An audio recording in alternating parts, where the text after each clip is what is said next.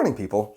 There comes a point where we have to accept that the Tory party just likes infecting people with deadly diseases. Because you know about that big floating barge, the Bibby Stockholm, the place that the Tory party wanted to put all the asylum seekers? You know how about they found Legionella bacteria on that barge and so they had to move them all off of it last Friday? Well, they'd actually known about that for 4 days. The local council got the tests back on Monday, they told the Home Office on Tuesday, but they weren't moved off until Friday. And for the record, whether any of the 39 asylum seekers were actually infected with Legionella remains to be seen because it can take up to 2 weeks to show. But that's not the point. The Tories chose to take the risk. And on TV this morning, the Health Secretary, Stephen Barclay, was basically just like, yeah, that's a Home Office fuck up. Nothing to do with me. The council says that they told their contractors on the Monday and that the Home Office was informed on the Tuesday.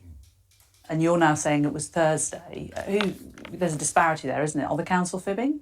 It may be the council notify the Home Office. That's an issue for those in the Home Office to respond to. Obviously, this is a Home Office lead. We just have to look at this logically. The council would have no political motive, no extra reason why they'd want to delay telling the Home Office. But the Home Office had every reason to want to delay taking action on this because they've invested a lot of political capital in this whole idea of housing migrants on asylum barges. So if there is a 4-day gap between people knowing that there is a deadly bacteria in the water system of that barge and those people being moved off that barge, that is a political decision. Because no human being with any compassion would take the chance of risking infecting refugees, i.e. people who fled persecution and chosen to try and rebuild their lives here, with a deadly bacteria. And so if you knew that the test results were positive, you would move them off the boat immediately. You wouldn't wait 4 days. But the Home Office did because looking like they're chucking foreigners on a boat was more important to them. And this is not the first time they've prioritized their political brand over risking a deadly outbreak. I'm shaking hands continuously.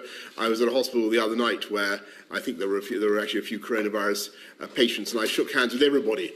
You'll be pleased to know, and I continue to shake hands. And I think it's very important that people obviously can make up their own minds. I think that Matt has said that people must make up their own minds. After skipping 5 emergency government COBRA meetings, Boris Johnson finally attended his first one, and then the next day went on TV to tell the entire country that it was okay to shake hands with infected COVID patients. And the reason for that was obvious. This was a man who'd spent the previous 4 years telling us that we should ignore the warnings of experts and pursue freedom at all costs. He couldn't then turn around and say, you have to follow the same rules that they're doing in other countries across Europe because the experts apparently should be listened to. And that attitude affected policy. Steve Barclay even admitted that they locked down too late because they wrongly believed that Brits don't listen to experts. 20,000 lives needlessly lost because you didn't lock down a week earlier and you don't want to apologise. And the concern was if we locked down too soon, there wouldn't be a willingness to lock down for a long period of time. Now, we actually know now that actually there was a willingness of the British public to lock down for far longer. And the Parliament's investigation found that that delay in lockdown was one of the worst public health failures in UK history and cost about 20,000 lives. So once again, the Tories prioritised protecting their own political brand